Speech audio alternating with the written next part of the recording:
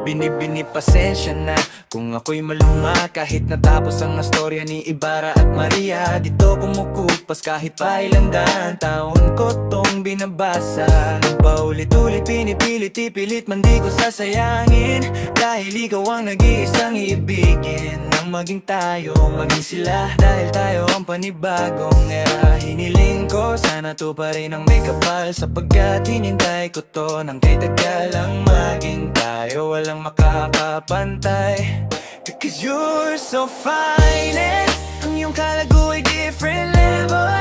Ikaw ang natatanging banlaw. Ilababo na ako habang ako'y nakatingin sa banwa. Hinililing aray manawari kaluguran da ka.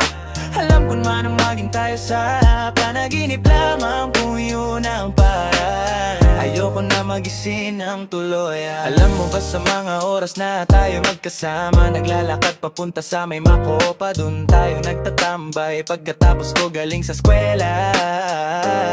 Nakaupo dun sa tabi ng puno ng akasya, buti na lang may natira pang pera nagkasya. Habang tayo'y magkatabi at nakaupo sa ikay aking hinara, natapos ako yung iyaya. Sabi ko naman, sige tara saan tayo pupunta? Sabi mo doon sa lugar na isulat sa historya ng panahon ng bayani, na dapat binaon na lang sa limot ang nakaraan. Pero bumabalik pa rin sapagkat parte na ng ating kasaysay.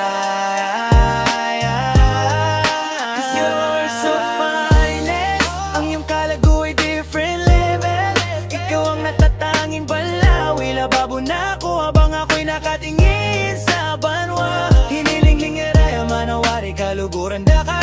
Alam ko man ang maging tayo sa panaginip lamang, kung yun ang para. Ayoko na magising ng tuluyan.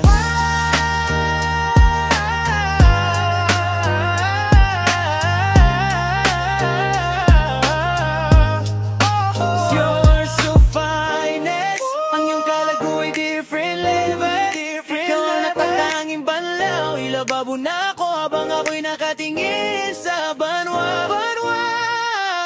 Ito ang essay, cause I'm a best-say. Di mo masisay, dami na naisip, kaya pati isip ko di ko na maisipan kung tama ba ang landas na napili. Patungo sa puso mo, kung may lugar ba ako sa'kin mo sabihin at iparamdam to.